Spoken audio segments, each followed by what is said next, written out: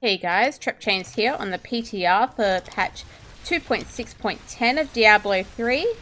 Checking out the Bombardment Thorns Crusader build, and this is what I would say is probably the most overpowered build on the PTR at the present time, at least.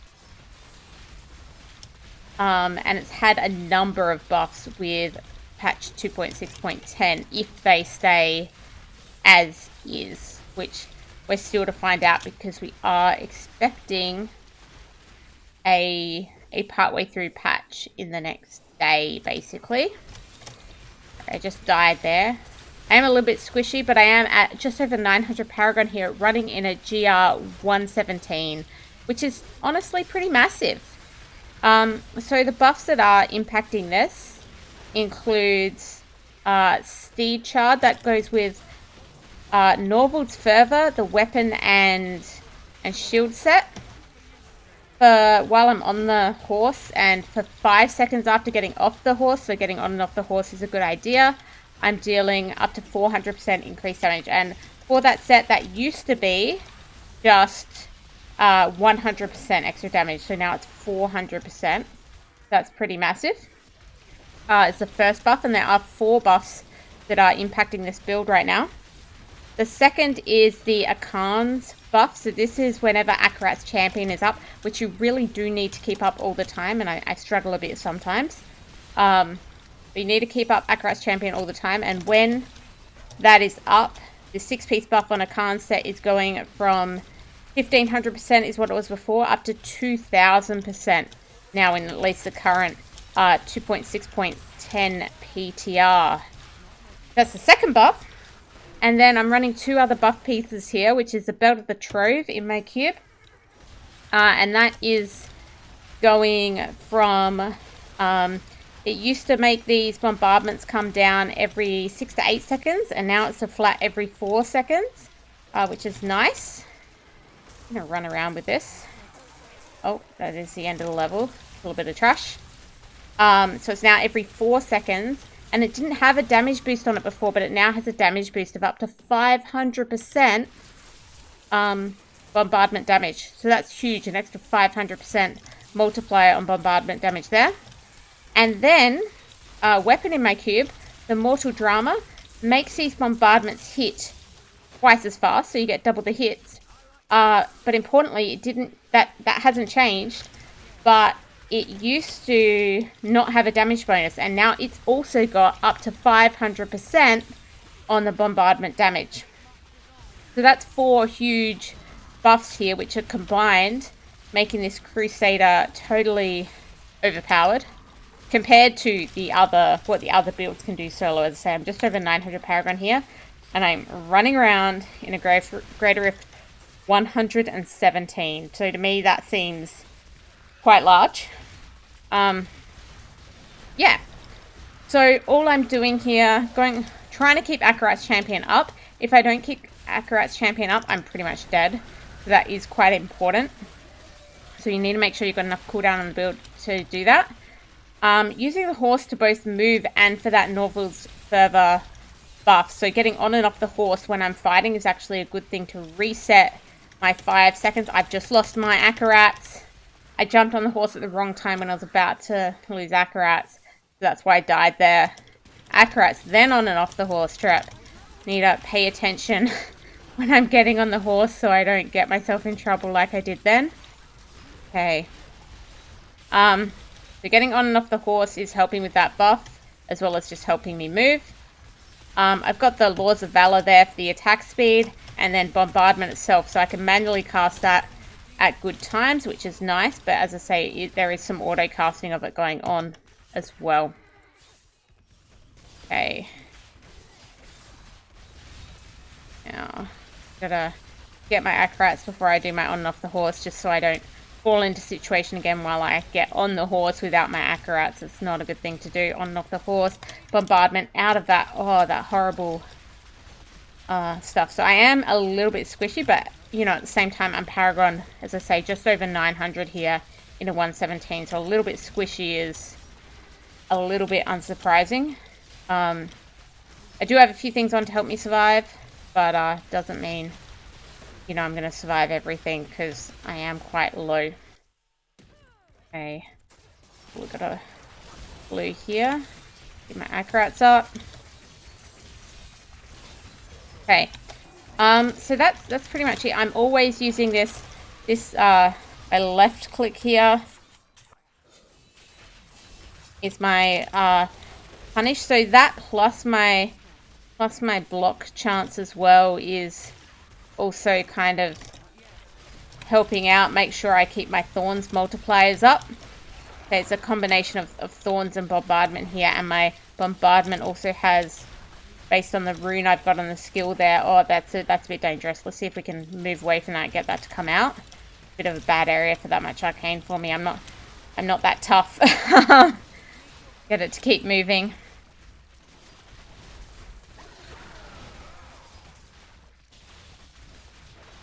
On off the horse again. Keep up that damage boost. Okay, now there's less arcane around. I can come near this yellow and hopefully kill it, but I'm a bit scared of the frozen as well. There we go.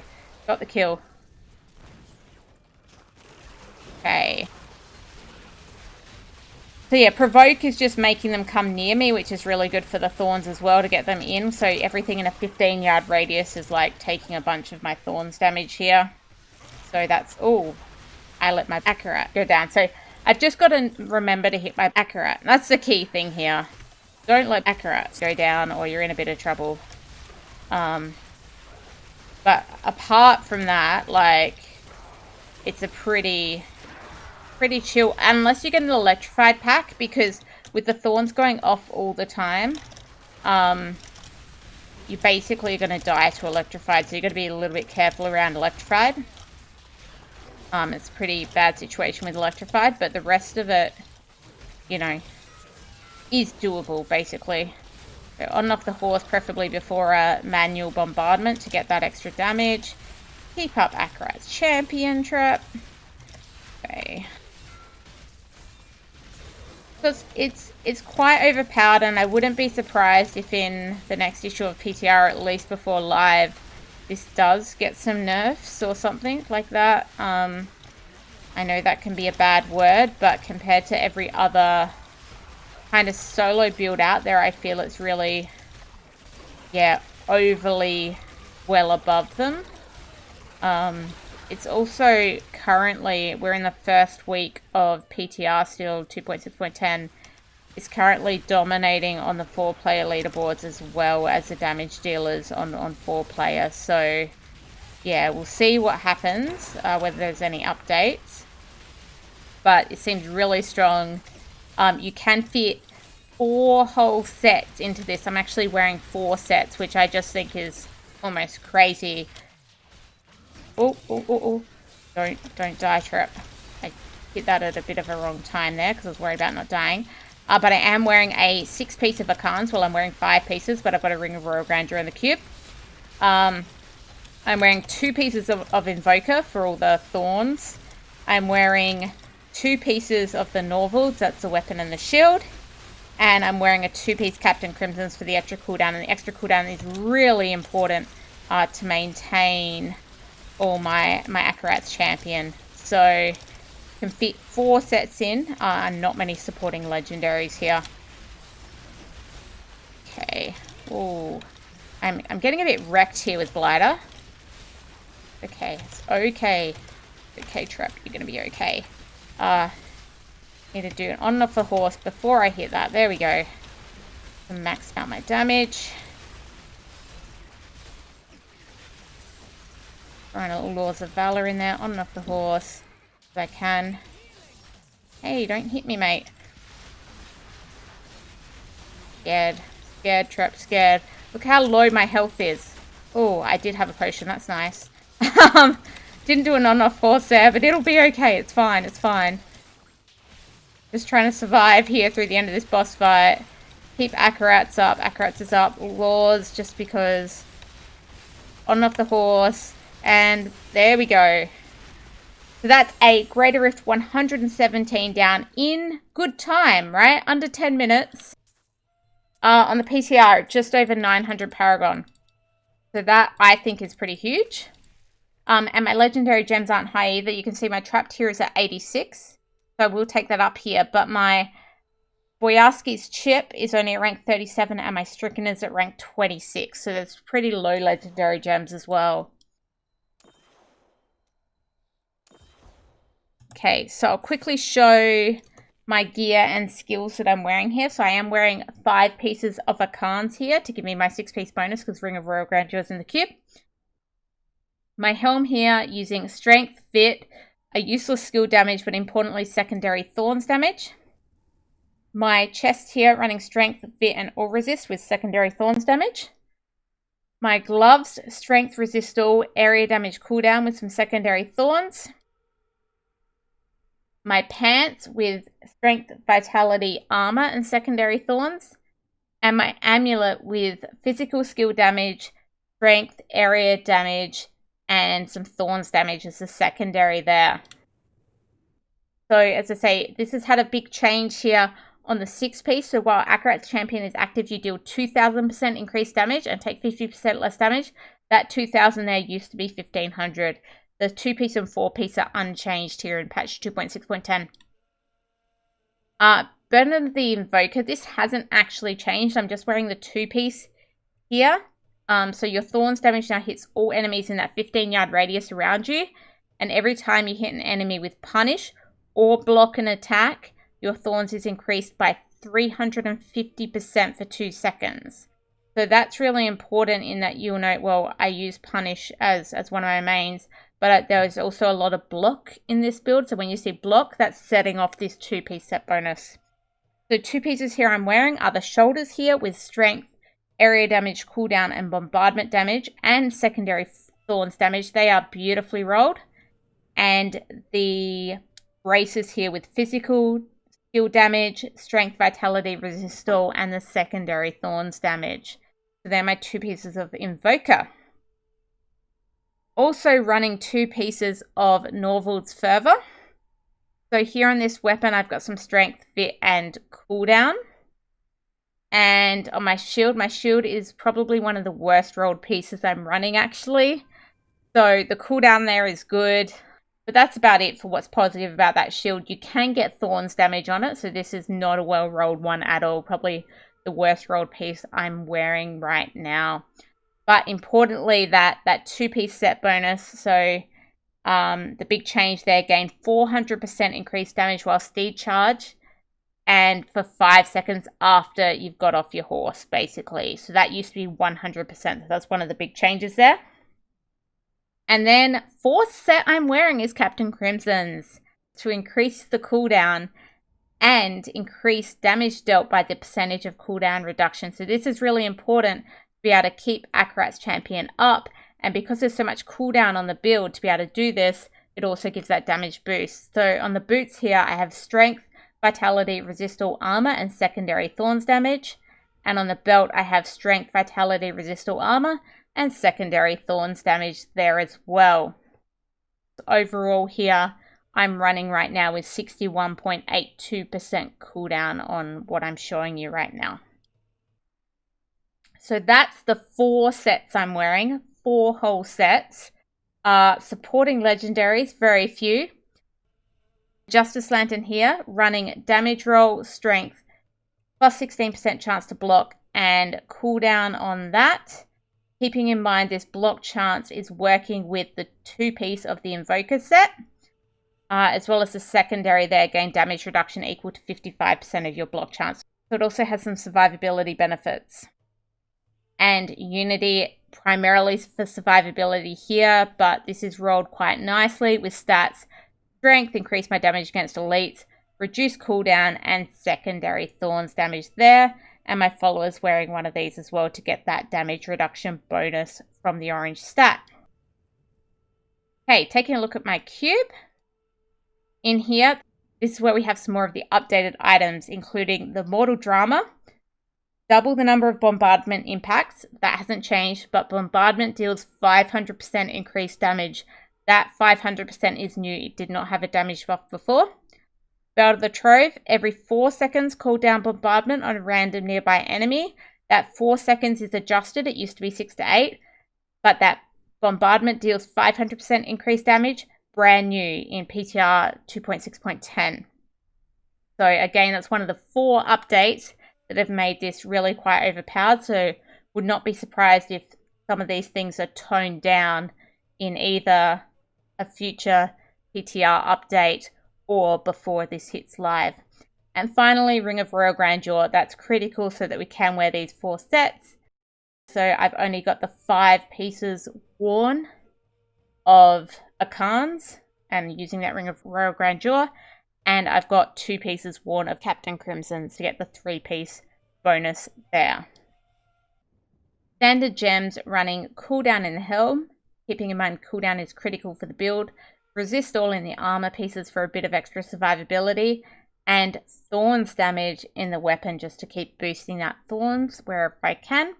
Legendary gems running Bane of the Trapped, and that is now at rank 89. The extra damage against enemies under control impairing effects. Bane of the Stricken at rank 26, so that's really low, particularly for extra damage against the boss. And Boyaski's Chip, that's at rank 37 to build up some extra Thorns damage there. The other thing worth mentioning quickly with the cube, so we're in the first half of PTR right now, so we do not have the 4th cube slot that would be possible in Season 22. My initial thought for that, for this build, depending on how it potentially changes or not changes, for this would be a convention of elements. People with high paragon sometimes aren't even running Unity and will be running a convention of elements on this build already, but I certainly feel I need the Unity for survivability, so I can see that I could potentially add a convention of elements to this build when I get my 4th cube slot. Okay, looking at paragon now, say I'm just over 900 paragon. I've got all points in utility, but if starting from scratch, it would probably be area damage, life per hit, gold pickup radius, and then resource cost reduction. I don't actually have any spenders on this build, so I don't need that. Over in defense, I've got all points everywhere. If I was starting from scratch, I'd probably go resist all, life, armor, and then life regen. In offense, I have all points in. If I was starting from scratch, I would probably go cooldown. It's critical. Attack speed, then crit hit chance, crit hit damage. Because this is a Thorns based build, critical hit chance and damage aren't that important. Over in core, I do have points in maximum wrath. I don't actually need those, so I should have these at 0, but would put points into max movement speed. And then I do have the rest in strength, but you know, maybe my life is getting a bit low at this level, so it wouldn't hurt to put a few points into vitality as well. Taking a look at the skill screen now, I'm running Punish Celerity. This gives extra block chance, which works with my Invoker Thorns increase, and extra attack speed from Celerity. Provoke Hit Me. So this makes me taunt enemies and basically makes them come into me, which encourages my Thorns, which is really hitting everything in that 15-yard radius. And it also provides some extra block chance here with Hit Me, which again helps proc those Thorns bonuses. Bombardment, Barrel of Spikes. So this is some of my beautiful damage there, and keep in mind Barrel of Spikes is essential because that means the damage of each barrel is increased by 200% of your Thorns. So that is an absolutely essential rune, you can't change it. Laws of Valor, Invincible. So Laws of Valor is really attack speed, which is really handy. I've picked Invincible here because it gives me that life on hit, and it's not necessarily a lot of life per hit, but there's not really a lot of great runes here. I have seen some people are still running Unstoppable Force, but that just reduces my Wrath cost. And as I said, I'm not actually running any Wrath spenders on this build. It's all like there's generators and then there's cooldown based skills. There's nothing that actually spends the Wrath. So that's why I've gone for Invincible, because it seemed like the best option of the list. Me, personally, anyway. Steed Charge, Spiked Barding. So this is our horse. It's important to have in the build to get that damage boost from the Norvald set. And importantly, we add that Spiked Barding because it's the Thorns rune. So the Warhorse deals 500% of your Thorns every second to enemies through which you ride. Just gives you that little bit extra damage.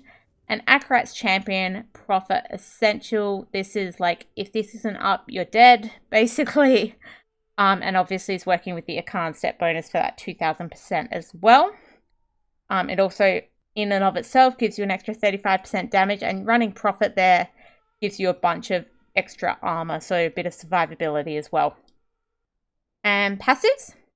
I'm running Heavenly Strength. This is essential for the build to actually be able to run the Norvald set, because the weapon for Norvalds is a two-hand.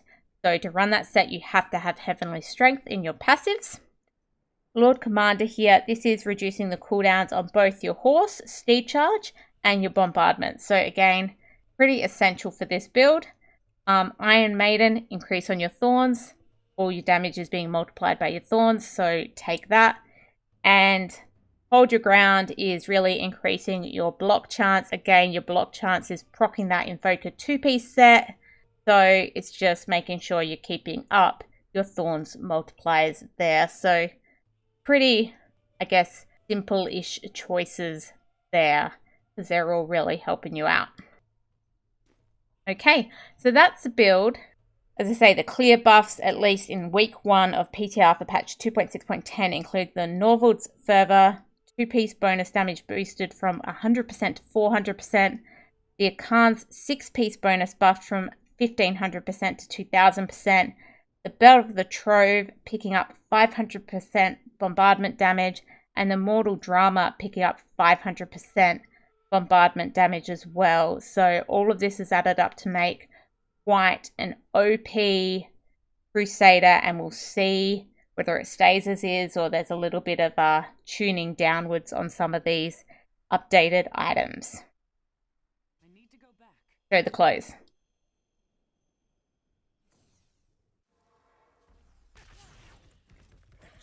Greater Rift 117 down in under 10 minutes at Paragon 917. Thank you very much for watching, and GG.